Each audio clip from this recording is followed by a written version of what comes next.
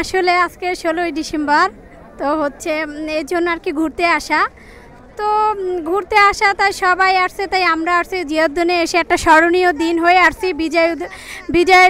বিজয় দিবসের উপলক্ষে আমরা আসছি, এই জন্যই আর কি মূলত ঘুরতে আসা।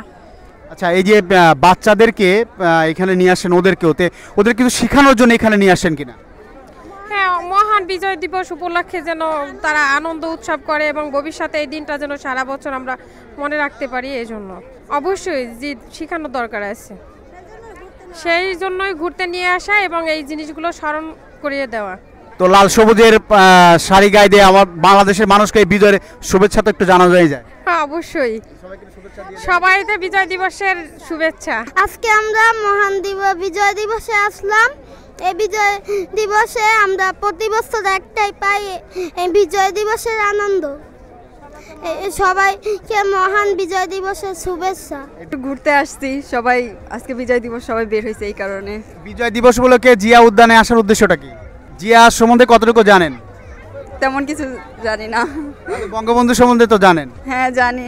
তাহলে কি শেখানো হয়েছে খালি বঙ্গবন্ধু? জিয়া রহমানকে নিয়ে কি শেখানো হয়নি? হ্যাঁ, সবকিছু নিয়ে শেখানো হয়েছে। বাট জিয়া সম্বন্ধে এত কম ধারণা কেন?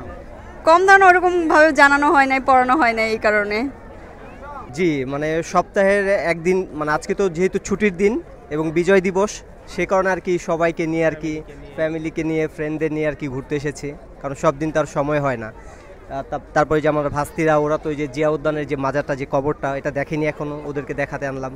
তারপরে এই জিয়া উদ্যান, তারপরে যে সংসদ ভবন, এগুলো দেখাতে আনলাম। আমার মনে হয় না মানে জিয়াউর রহমান সম্পর্কে যে মানে এই প্রজন্মের বাচ্চারা একদম ভালোভাবে এখনও জানে।